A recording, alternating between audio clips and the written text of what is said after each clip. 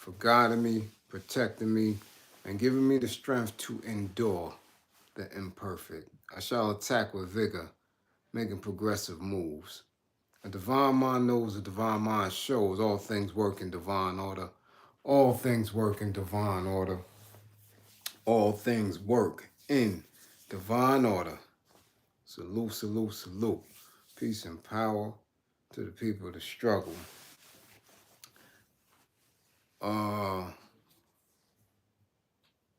Been a very long week, and there's been a trying time for a lot of people in our tribe, and we've had personal conversations or text messages behind the scene. Salute, salute. And of course, I would like to, publicly give my condolences to the families and those individuals in our tribe who are going through very, very tough times right now. Right? Very, very tough times. And again, time is a funny thing. Salute, Net. Salute, salute, T. And everybody that's joining. Christopher Farmer, Kelton, what up, what up, what up? Peace. Sean, salute, salute, salute. Regina, peace. So again, as you come in, I'll let the tribe know that we here. Share the video. Definitely get the green screen popping. And again, we're in a very, very, very, very, very trying time. Salute, Kenny Mac. What's up? Boy, I love when you call me Slim. I love that, man. That's what my family called me, man. I love that. Yes, yes, yes. Fond memories, man. Fond memories, man. Many of my family members, man. Love it. Love it, love it, love it. But yeah, there's been, it's been a rocky, seven days for a lot of people. Um, and as you know, my work is continuous. Never, never gets a break. Never wanting to take a break. I am energized in the struggle.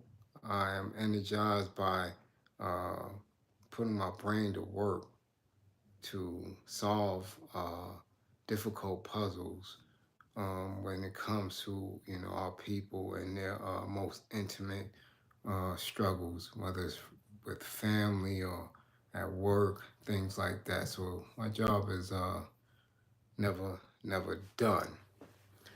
And when it hits in the tribe, it is very impactful.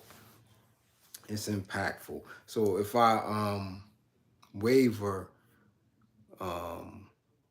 in my duties, my self-imposed duties to remain in communication with as many people as I am in communication with, please excuse that. It's nothing, never personal, but it does get hectic. I'm doing everything on my own, right? There's no staff here. There's no script writer here. You dig? This is what you got. It's just me. All right? So in between all the work and my research and studying and, making an attempt to be an asset to as many people as I can. Sometimes it slips here and there as far as the check-ins and stuff. So please pardon that. Mask and gloves, what's up? Okay, T, got them ties. That's what I'm talking about, baby girl. That's what I'm talking about. So again, very trying time for some of our people. So some of the tribe is missing, I'm letting you know that they're going through it. They're going through it, and we should just always be in a space where we are um, always extending um, some of our healing energies to our folks. We're always, lending a good, encouraging word, to our immediate folks, and only, saving our wrath for our enemies, man. Let's be more diligent in growing the tribe, communicating with the tribe. They're being very supportive of one another. We have to be that supportive of one another, because we never ever know when, right? Everything that we learn through book club or through any of the other bills, we never know when all of that is going to have to be put to use from any one of us or all of us. You understand? We don't own time. We don't own space. So trust and believe when I tell you it happens like that. And that's one thing that we never, never can prepare for. We may have experienced it with others, or we ourselves may have been directly affected um, by loss or by, uh, some catastrophe. But no matter how many times you see it, experience it, or been through it, you never know which one of those or which one of these times is going to be effective, right? It's going to have that blow that just, shakes you to your core. So again, let's not bullshit. Let's not waste time. Let's not waste attention. Let's not waste resource. Always be in the space for growth, for development. Always. Always. Right? Even in relaxation. Even in rest, because we have to rest. We have to regroup and we have to rebuild. We have to take that time to do that. So even in that, right? Let us always be on point. Let us always be prepared, to deal with, tragedy as it comes. We have to. That's part of it. This way it doesn't sneak up on us. And that incident, those misfortunes in itself become the trigger to push us, over the edge. We have to maintain that militancy. Remain militant. Do not concentrate on the symptoms. Let us, right, always be mindful, right, of the cure. That's what we need to do. All right? So again, let us give our healing energies to each other. Let us make sure that we allow everyone to know exactly how we feel, when we feel it. You understand? Let's do that. So yes, Carol, I see you, baby. Thanks for joining. Huh? Head who? Peace, peace, peace. Gary, peace, peace, peace. So again, y'all know it's Saturday Night Book Club. Y'all know this is the book, right? We getting through it, but as I told you before, it's an extensive and powerful read. It's very engaging. It's thought-provoking. It's analytical. It's also healing. It is a piece that is necessary for anyone who claims to be conscious, woke, and aware, and seek, right, to take information and as a result of it, seek tangibles at the end of the work. All right? You dig? So, not gonna waste any time. Let's get to it. T, I see. Only moderator here. Make sure the green screen information, right, is in the live chat. Make sure it's in the chat, in the comments. Let's get this green screen proper. Let's do what we do. We have a nation to build. And we have folks that need resources, that need information. And we are the best providers. Yes, we are the best providers of it. So keep that popping, right? Let's get it on. We are on page 88, The Wretched of the Earth, France Fanon, concerning violence, right? Concerning violence, which is, for me, a no-brainer, but it seems to have our people, the most oppressed people in recent history, conflicted. Yeah. I don't understand it. I will never understand it. Conflicted. Like, why are we so conflicted when it comes to this? But, you know, that time is coming to an end. So let's get it on. Page 88, Wretched of the Earth. Second paragraph, right?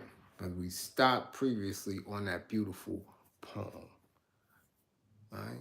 Beautiful poem. So now here we are. It is understandable that in this atmosphere, daily life becomes quite simply impossible. You can no longer be a fella, a pimp, or an alcoholic as before, right? The violence of the colonial regime and the counter-violence of the native balance each other and respond to each other in an extraordinary reciprocal homogeneity. This reign of violence will be the more terrible in proportion to the size of the implantation from the mother country. The development of violence among the colonized people will be proportionate to the violence exercised by the threatened colonial regime. In the first phase of this insurrectional period, the home governments are the slaves of the settlers, and these settlers seek to intimidate the natives and their home governments at one and the same time. Many of my mentors, predecessors, individuals who I was encouraged to study or blessed to have knowledge of, speak on this in a regular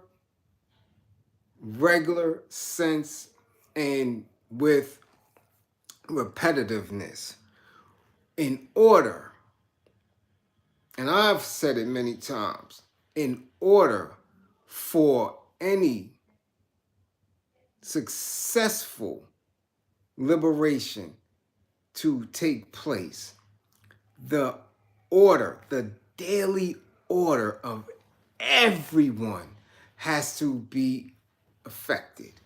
You can no longer do any of the things that people have become comfortable with doing when these tactics set off, right?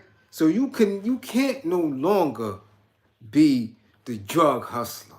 You can no longer be the mumble rapper. You can no longer be the thought. You dig what I'm saying? When there are people who are struggling, who are fighting, right? Who are politicizing themselves to be liberated. Those things can no longer take place because they will be met with sure confrontation, either from the liberators or from the oppressive class, right? These oppressors, these people who seek to enslave a population, seek to control a population, must have, again, the ability to control the space and time of everything in it. And so does the liberating, right, components. In order for you to wage war, there can be no surety of any daily activity. There's no going to get bread. There's no getting on a train and going to work for the oppressive class. There's no coming in, right, as and being a distributor to distribute goods to retailers and merchants in the areas that are going to be what people will say is rebel controlled, or spaces that are just hotbeds for revolution, rebellion, and all other weird terms that they're going to use. That's not happening. That's not happening. The consciousness of both, right, the oppressor and of the liberator, does not allow it, because they have to be, right, the charge of the people and the life and the energy of these specific areas. It's consistent. It's consistent. This is how you can tell that there is no true liberating work being done and hasn't been done here in many years, right? And if we are to go back to the 60s, well, not the 60s, the mid to late 60s, from 65 to 70, when the Panthers, the Black Panther Party for Self-Defense, the Black Liberation Army, CK, right? And, Weathermen, other groups, excuse me, even the IRA and, Young Lords and just so many different groups that were active and were pushing, for the growth and development and freedom of our people, were active. They were the only, I repeat, the only structures in these communities. There was no other people coming in and out of these communities without having to answer to them. It just doesn't happen like that. And when you research other nations and other geographical locations where people have struggles against imperialism, against capitalism, you will see that, there's no regular life outside of the revolution. There is absolutely none. Everything is determined on either moving in one direction or the other direction. And even if you're not involved in the actual revolution through being a soldier or being a representative of said groups, right, in the political atmosphere of it, the average individual is affected by the movement. There's no idle space. There's no idle space when it's on. And this is what this is, speaking of. When it's violent, when it's lit, when it's up, it's up. It's up. So you have to change your title, or your title automatically changes, right? The stick-up kid is no longer the stick-up kid. He is now a soldier. He is now a lieutenant or corporal, or whatever you give him as a rank. He's no longer, as I always say, a criminal, right? He is no longer into crime. He is into liberation. He's into revolution. So even in the lessons learned from that past life, from that previous existence, when he utilizes those same skills, he's doing it on a scale where he has developed the consciousness to be more of a benefit to the people than just his own selfish needs, his own selfish drives. It's very different, all right? They use the same methods against both of them, right? Talking about the colonizers. The assassination of the mayor of Evian, in its method and motivation, is identifiable with the assassination of Ali Boumediene. For the settlers, the alternative is not between Algerian, and Alger Française, but between an independent Algeria and a colonial Algeria. And anything else is mere talk or attempts at treason. So what they're saying here is exactly what I say all the time. They don't care if you call yourself a Moor, Muslim, God body, Christian, right? Alpha, Greek, Q dog. They don't care about any of that shit. All they want to know, are you somebody fighting for freedom, or are you a nigger? That's it. And that distinction doesn't matter because they're coming to squash either or. So again, they don't care if if they were Algiers, for Algiers, or French Algiers. Didn't matter to them. They're coming to smash things. Which is why I said it's silly for people to live the majority of their adult life believing in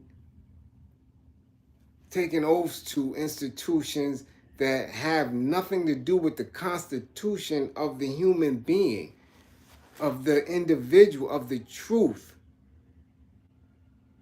That is an oppressor construct. That's exactly what it is. I don't care what it is, because either your oppressors created it, or they allowed it, or it was created as a response to the unhealthy conditions of oppression. So you create this romanticized shit in your head where you believe that it is inclusive, right? Yet safe, non-confrontational. It is weird. It is very weird. And every time it shows its ugly head, and we point it out, it's like no one is listening.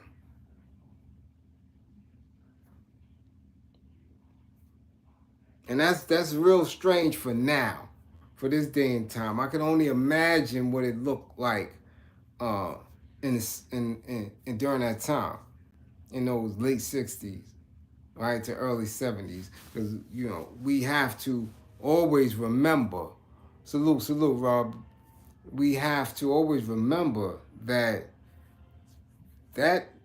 Black Power movement was a very short time.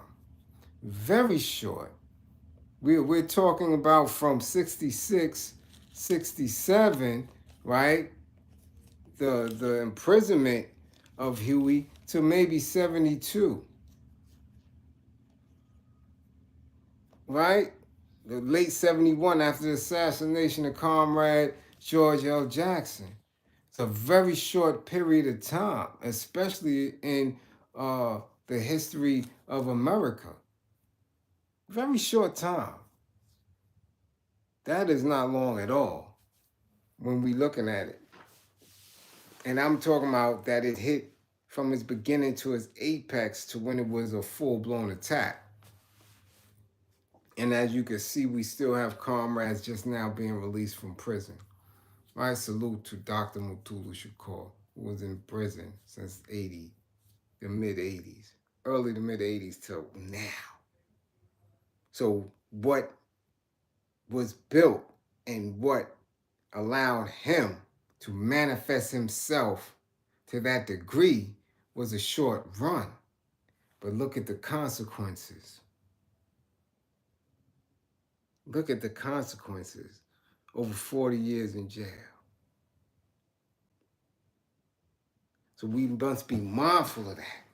That when we are researching and analyzing and being hypercritical of the errors and of the gains, that we utilize our spaces to the best of our abilities so that when we are active and moving, we are doing so in a proper manner. We are doing so utilizing the proper amount of time and space. Because I'm telling you, there is no hiding now. There is no hiding. Everybody knows who everybody is. The only thing left to do is the work. That is it. That is it. There's nothing else left.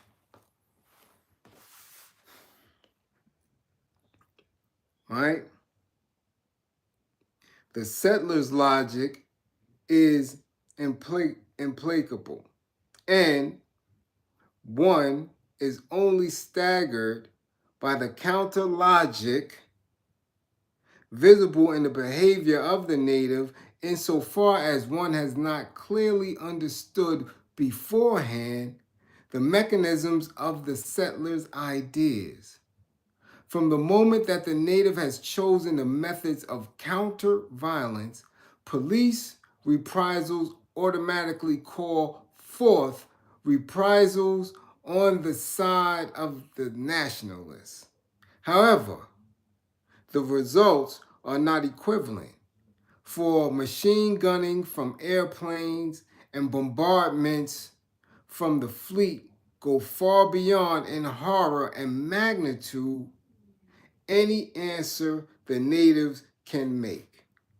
This recurring terror demystifies once and for all the most estranged members of the colonized race. They find out on the spot that all the piles of speeches on the equality of human beings do not hide the commonplace fact that the 7 Frenchmen killed or wounded at the Colde Sakamoto kindles the indignation of all civilized consciousness, whereas the sack of the dowers of Guana and of the cries of the Hera and the massacre of whole populations, which had merely called forth the Sakamoto ambush as a reprisal, all this is of not the slightest importance. Terror, counter-terror, violence, counter-violence, that is what observers bitterly record when they describe the circle of hate, which is so tenacious and so evident in Algeria. And y'all know I done butchered all the French words, but it's referring to specific incidents where they were putting that work in, and French soldiers, you know, it was lit. And for that 7, the French came through and massacred thousands. Thousands. Rizzo, what's up? Lazy T, what up? Right? And that's what it usually is. Same thing here. Let one of them boys in blue fall, and that community will be terrorized for 6 months to a year. 6 months to a year. Everything that they have, all of the might, and I'm talking about they wipe out entire housing projects. Make sure everybody EBT cards is effed up and not working. You understand? Heat. Off in the winter and on in the summer. You know, drugs flood the community. Anything that can be thrown at that community, they get it. They feel it. And it's never spoke about here because people don't understand how much these institutions are intertwined. When they say the matrix is real, it's intertwined here. So those quiet little politicians that y'all don't see once in a blue, when the police fall, they turn their back and allow all type of atrocities to take place without protest, without a peep.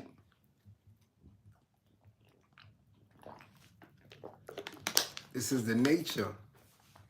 This is the nature of your enemy. This is the nature of the imperialists, the nature of the capitalists. This is the nature of white supremacy, right? The consciousness that comes from the diseased white mind. Again, it is a mind state. It is a mind state. You must understand that. The white man is a figment of his own imagination.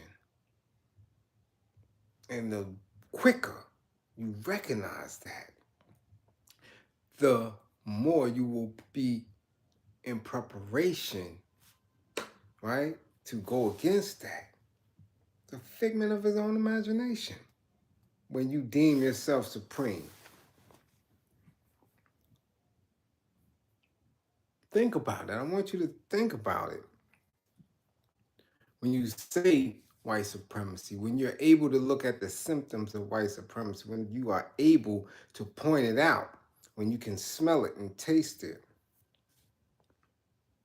and you ask yourself, where did it come from? I saw a young sister ask, why do they hate us so much? Excuse me. Our people still can't grasp that.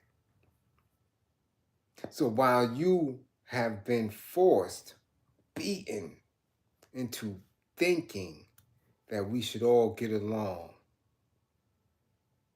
and thinking let's just push for equality, thinking that everybody can be brothers, they have a disease-infested mind that said they are supreme. Roman Empire, manifest destiny, Bill of Rights and constitutions that have nothing to do with your black ass. That is a mentality. It ain't even real. You make it real by acknowledging it, by giving it credibility, and by not acting and challenging the prestige of it. That's on you. It's not on now.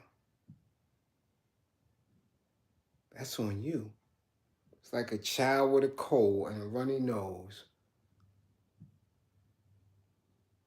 And you go over there and suck the mucus out the child's nose and spit. And then catch the cold. You saw it, you know what it was, you acknowledged it, and you still went there.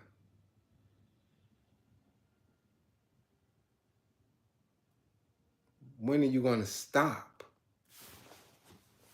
It's your mentality. They shit is straight. They doing what they deem fit to do. Now they deemed it. That's what they said. This is who we are. This is what we're going to do. And they doing it. Now you, because you're on the receiving end of it, are trying to communicate in their language that it's wrong for them to do. And they looking at you, oh, okay, cool, it's wrong, but here's this hammer. Here's this miseducation. Here's this for your grippers. Here are these guns so your kids could kill themselves. Here's all these different isms that separate you from your woman. It's wrong, but So there's a lack of comprehension there. And you have to redevelop the esteem here to say, hold on, if that's what that is, I don't want no parts of that. Now, how can I set up systems, institutions, and strategies to counter that? Can't keep sitting passive in it and begging. It makes no sense because this is a diseased belief. How do I rename myself? And in renaming yourself, you are welcome in the struggle. Because now, just like any disease, when you give it something that's attacking it to heal it, to fix it, it's coming to attack it with everything it's got. When you ingest penicillin, you think it just worked? No. The imbalance, the disease goes to attack it. Penicillin is just strong enough to do it.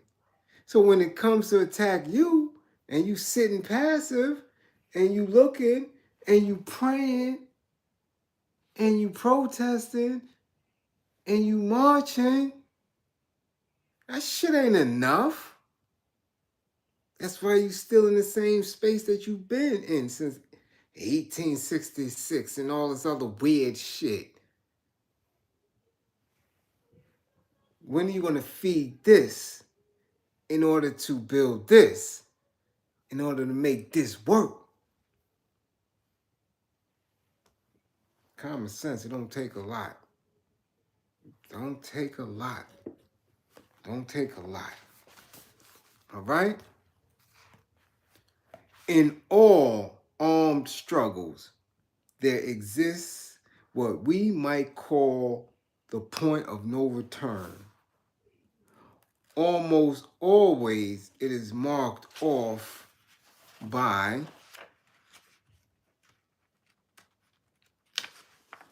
a huge and inclusive repression which engulfs all sectors of the colonized people.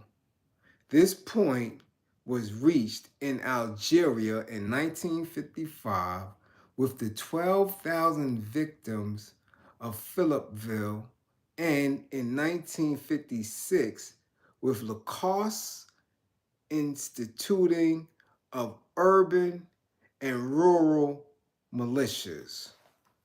All right, and here's a footnote.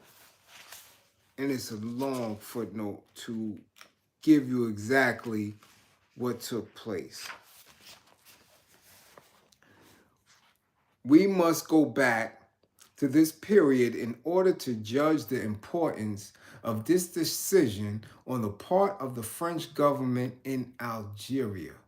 Thus, we must read in Resistance Algerian, November, number 4, dated 28th March 1957, the following.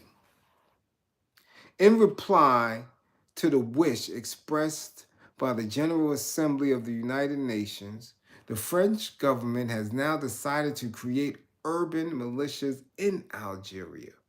Enough blood has been spilled, was what the United Nations said.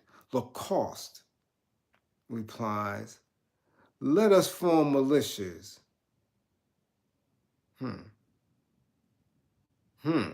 Ceasefire, advised UNO.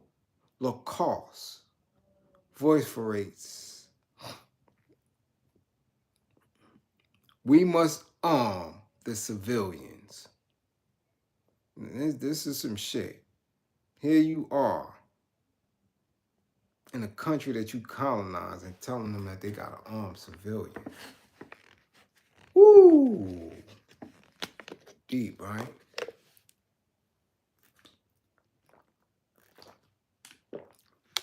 I want you to picture that. That's like gentrifying Bed-Stuy, gentrifying Old Block, gentrifying the Bay Area, gentrifying Fifth Wards of Houston, gentrifying Jersey City, right? And telling them that they could be armed.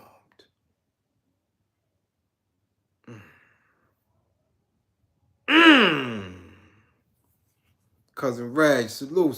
What up, cousin? Peace and power. What's good, cousin? Just imagine that. Try to imagine that. This is what took place. All right? This took place in Algiers. All right? And they went to the United Nations. And the United Nations discussing this. European nation that's colonized African country. And allowing them the audacity to say they should arm their citizens. Same shit happened in South Africa. And in the Congo. Same shit.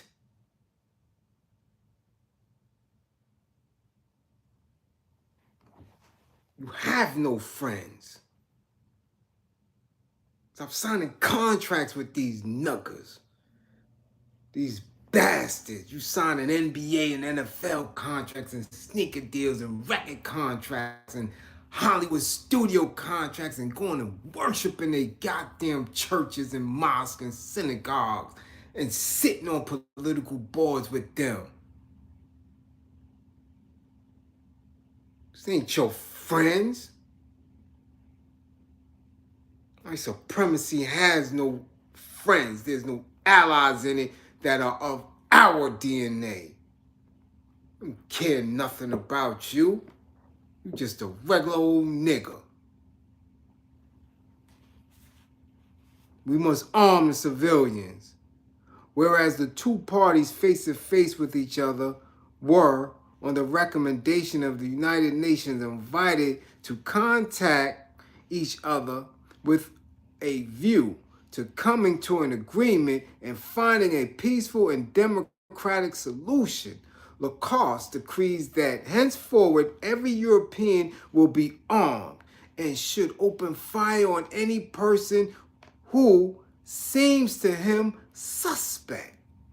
It was then agreed in the assembly that savage and iniquitous, repressed, verging on genocide ought at all costs to be opposed by the authorities. But Lacoste replies, let us, since systematized the repression and organized the Algerian manhunt. And symbolically, he entrusts the military with civil powers and gives military powers to civilians. The ring is closed. In the middle, the Algerian, disarmed, famished, tracked down, jostled, struck, lynched, will soon be slaughtered as a suspect.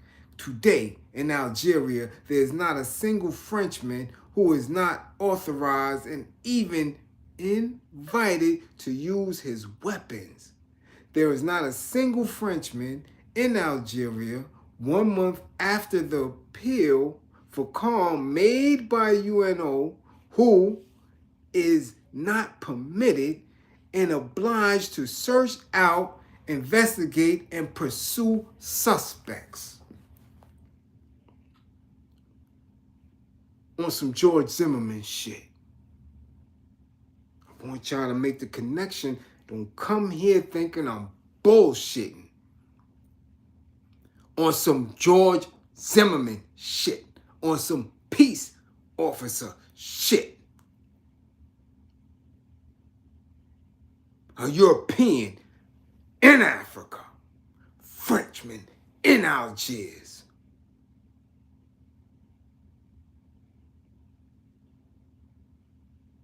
And you niggas want to talk about reparations. Ain't no reparations.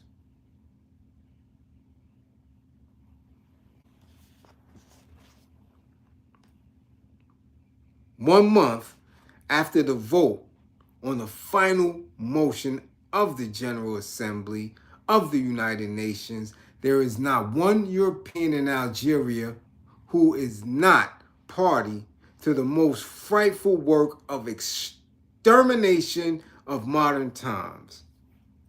A democratic solution? Right, Lacoste concedes. Let's begin by exterminating the Algerians, and to do that, let's arm the civilians and give them carte blanche. The Paris press, on the whole, has welcomed the creation of these armed groups with reserve.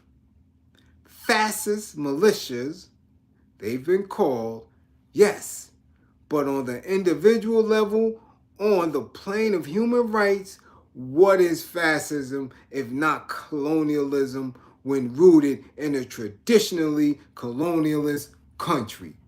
The opinion has been advanced that they are systematically legalized and commended, but does not the body of Algeria bear for the last 130 years wounds which gape still wider, more numerous, and more, right, deep-seated than ever? Take care, advises Monsieur Keen Vignes, Member of Parliament for the MRP. Do we not, by the creation of these militias, risk seeing the gap widen between the two communities in Algeria? Yes, but it is not colonial status, simply the organized, reduction to slavery of a whole people. The Algerian Revolution is precisely the affirmed contestation of that slavery and that abyss. The Algerian Revolution speaks to the occupying nation and says, take your fangs out of the bleeding flesh of Algeria. Let the people of Algeria speak.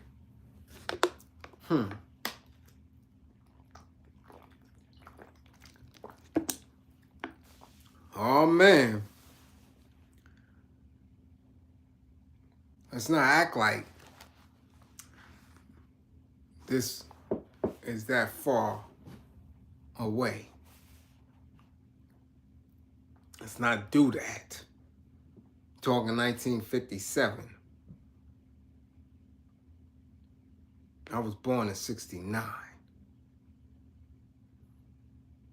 That means there's still Frenchmen that slaughtered Algerians living right now. Mad because they got ran up out of Algeria. So we don't know what they doing in France now.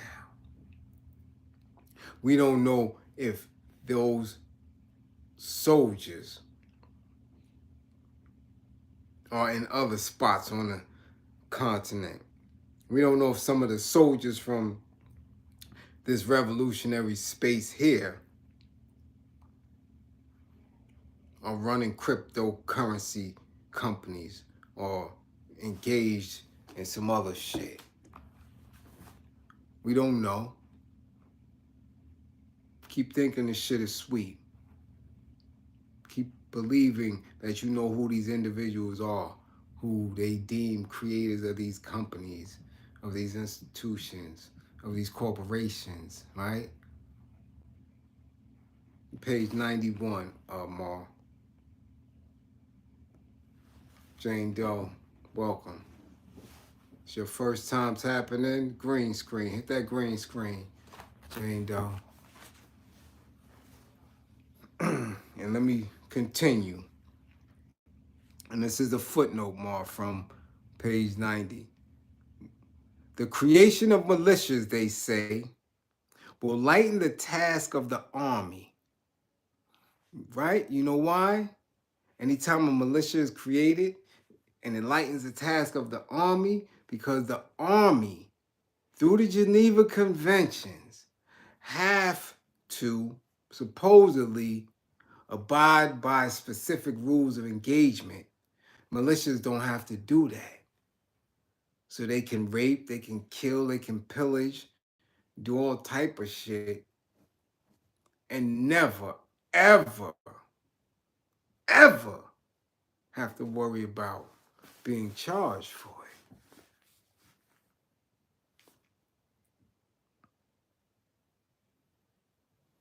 it. Okay?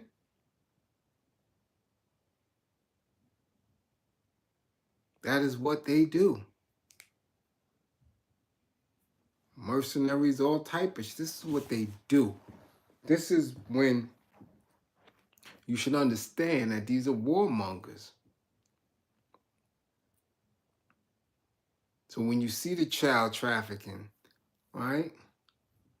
When you see all the black women missing in Philly, DC, Chicago, Delaware, South Carolina, there's no telling where they're at.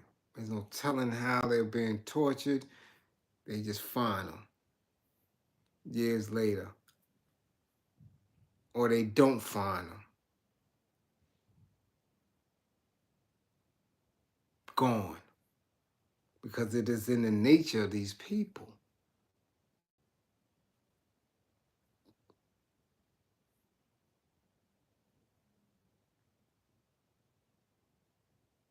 Saint, then go out of the chat and then come back in. And it may allow you to like it.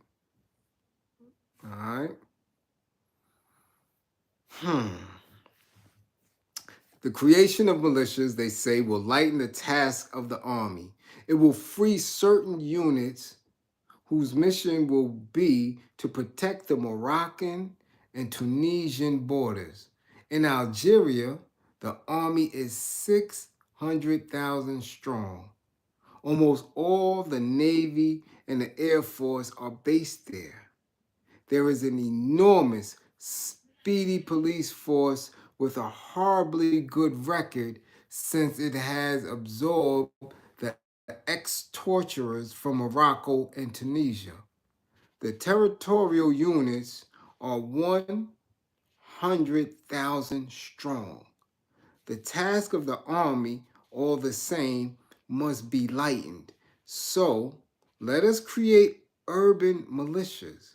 The fact remains that the hysterical and criminal frenzy of Lacoste imposes them even on, right, clear-sighted French people.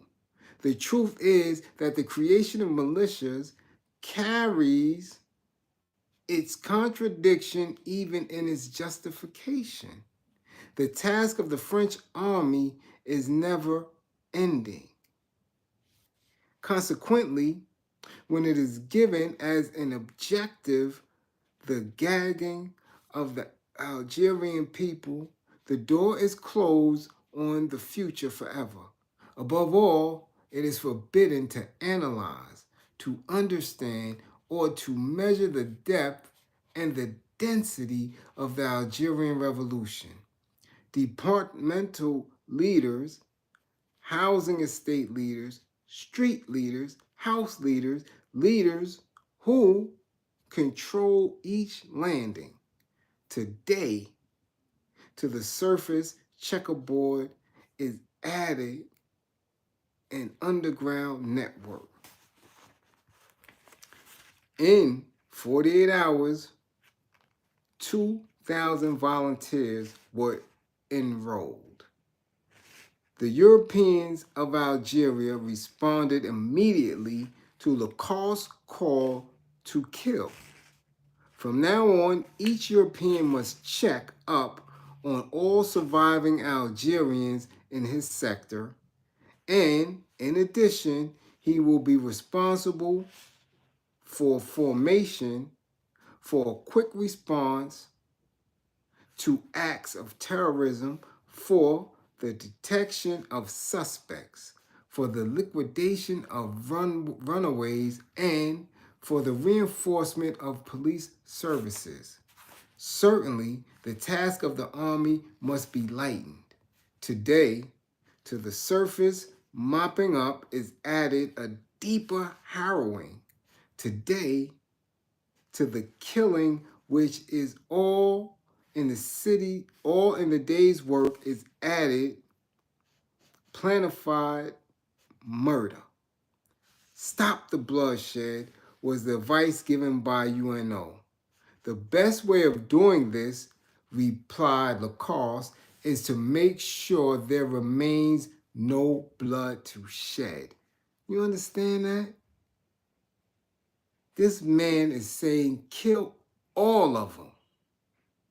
Make sure there ain't no blood to be shed. He's saying kill all of these Algerians. Arm Europeans so they can kill them all. That's what he's saying.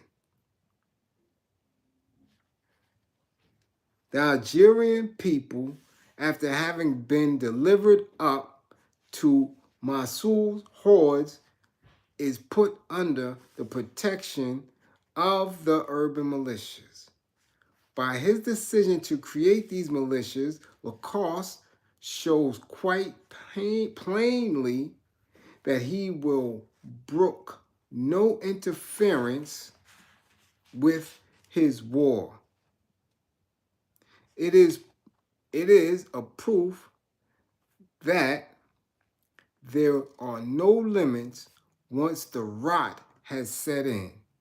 True, he is at the moment a prisoner of the situation, but what a consolation to drag everyone down in one's fall. After each of these decisions, the Algerian people tense their muscles still more and fight still harder. After each of these organized, deliberately sought after assassinations, the Algerian people builds up its awareness of self and consolidates its resistance. Yes, the tasks of the French army are infinite, for oh, how infinite is the unity of the people of Algeria. All right?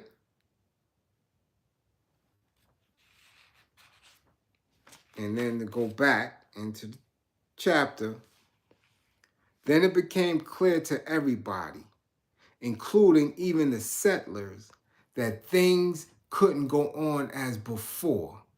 Yet the colonized people do not chalk up the reckoning. They record the huge gaps made in their ranks as a sort of necessary evil. Since they have decided to reply by violence, They therefore are ready to take all its consequences. They only insist in return that no reckoning should be kept either for the others. To the saying, all natives are the same, the colonized person replies, all settlers are the same. Another footnote. This is why there are no prisoners when the fighting first starts. It is only through educating the local leaders politically that those at the head of the movement can make the masses accept, one, that people are coming from the mother country, do not always act of their own free will, and are sometimes even disgusted by the war. Two, that it is of immediate advantage to the movement that its supporters should show by their actions that they respect certain international conventions. Three, that an army which takes prisoners is an army and ceases to be considered as a group of wayside bandits. Four, that whatever the circumstances, the possession of prisoners constitutes a means of exerting pressure which must not be overlooked in order to protect our men who are in enemy hands.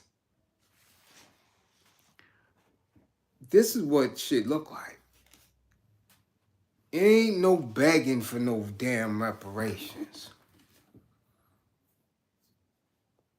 It ain't no pleading. It ain't no apologizing. It ain't none of that shit. None of it. When you're talking equity, when you're talking liberation, when you're saying no justice, no peace, there's power behind words, or it becomes empty rhetoric. There are actions, manifestations, building that is taking place. If not, you are capping, stunting, talking. That shit is not doing anything. Nothing. At all. So you have to look at people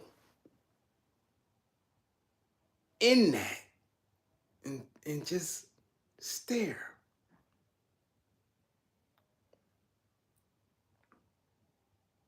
And when ready, when given opportunity, ask them if they're crazy, or ask them if they're stupid. Are you dumb? Are you dumb? Instead of asking people, do they know their Bible, you need to ask people, do you know the white man? Do you know your oppressor? Are you dumb? That's the question. That's the question. Are you dumb? Nah, you can't be dumb. They said you got a PhD. You got master's degrees.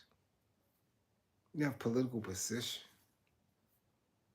You're an entrepreneur. You're not dumb. You can't be dumb. You just siding with your enemy and mine.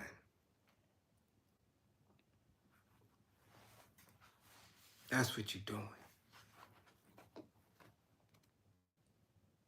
That's what you're doing.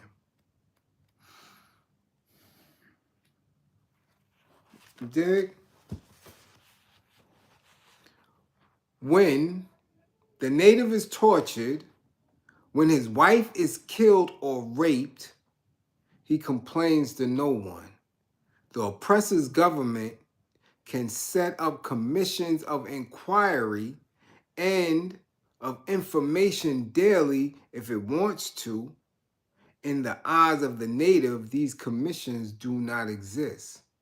The fact is that soon we shall have had 7 years of crimes in Algeria, and there has not yet been a single Frenchman indicted before a French court of justice for the murder of an Algerian. In Indochina, in Madagascar, or in the colonies, the native has always known that he need expect nothing from the other side. Yet you got niggas here that believe to this day that they're going to be paid reparations. They believe that shit. They do. They do.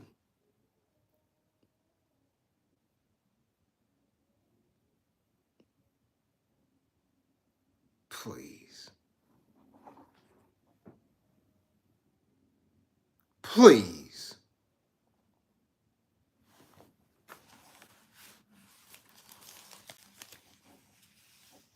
The settlers' work is to make even dreams of liberty impossible for the native. The native's work is to imagine all possible methods for destroying the settler, not begging, not asking. You raped my mama. I want your blood. Simple as that. On the logical plane,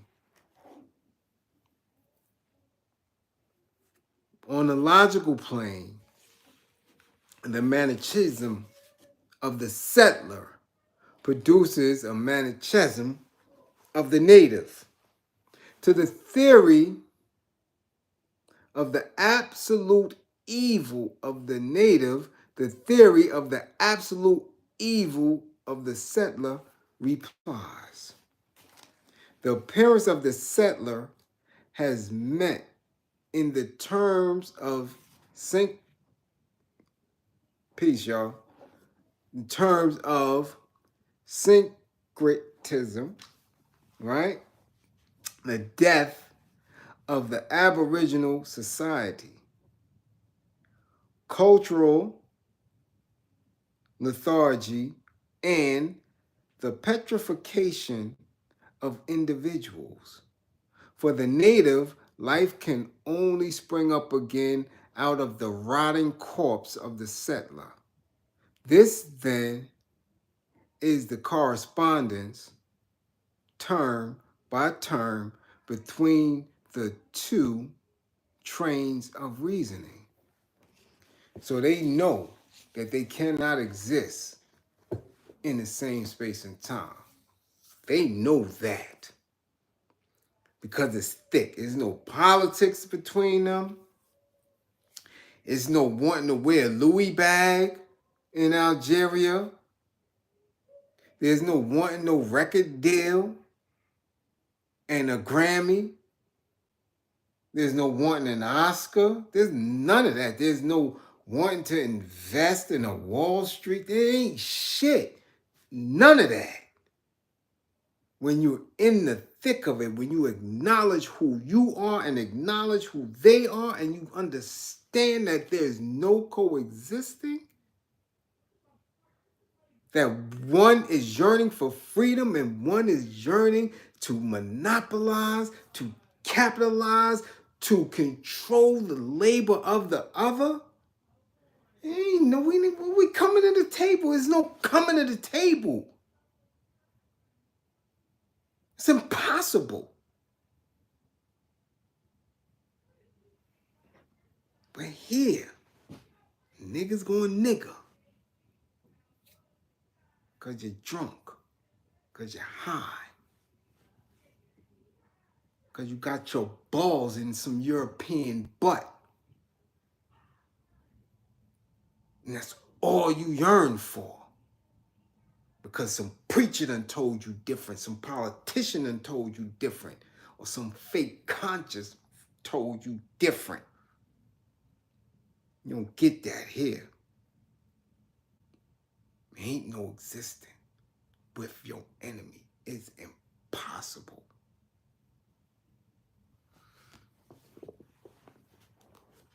I don't know why y'all keep being duped by the bullshit.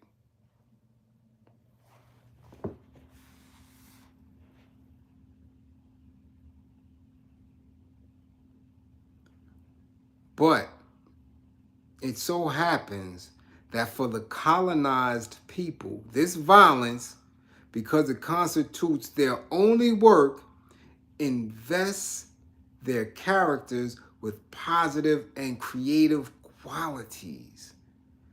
The practice of violence binds them together as a whole, since each individual forms a violent link in the great chain and part of the great organism of violence which has surged upward in reaction to the settlers' violence in the beginning.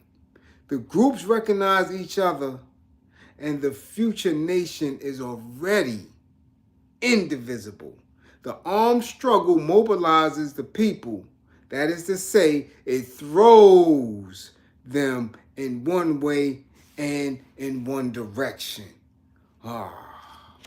Beautiful, beautiful. The mobilization of the masses, when it arises out of the war of liberation, introduces into each man's consciousness the ideas of a common cause, of a national destiny, and of a collective history.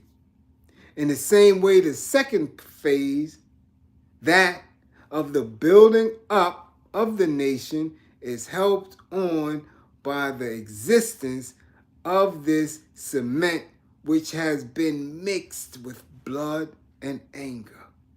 Thus we come to a fuller appreciation of the originality of the words used in these underdeveloped countries. During the colonial period, the people are called upon to fight against oppression. After national liberation, they are called upon to fight against poverty, illiteracy, and underdevelopment. The struggle, they say, goes on. The people realize that life is an unending contest. Y'all with me?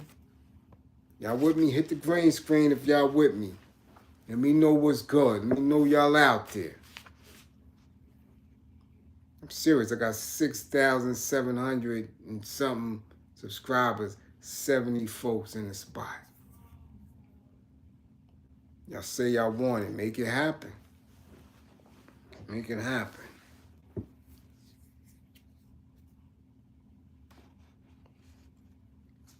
I don't know who or what is enlightening and going to build and grow with you. I don't see it. If I'm missing it, somebody direct it to me. Ain't nobody else on YouTube doing it. I don't know. Consistently. I don't know.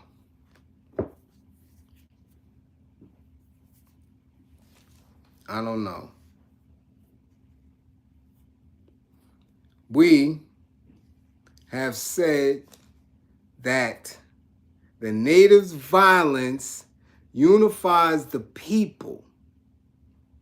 By its very structure, colonialism is separatist and regionalist.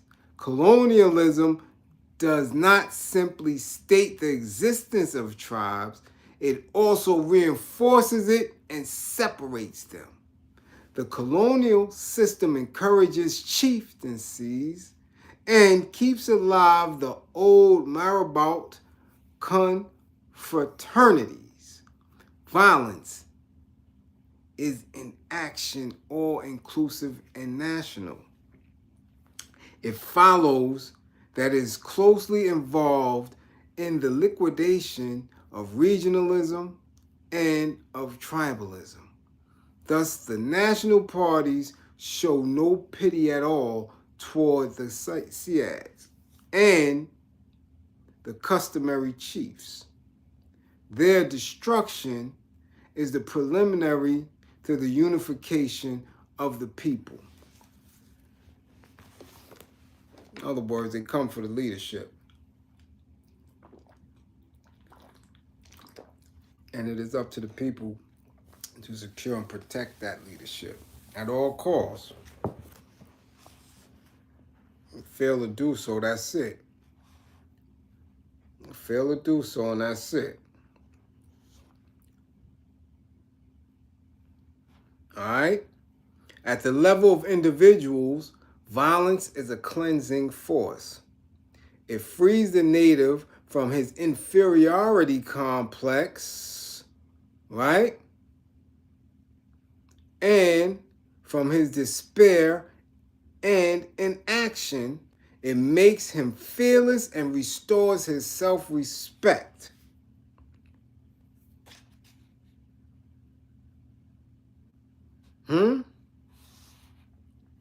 Even if the armed struggle has been symbolic and the nation is demobilized through a rapid movement of decolonization, the people have the time to see that the liberation has been the business of each and all, and that the leader has no special merit.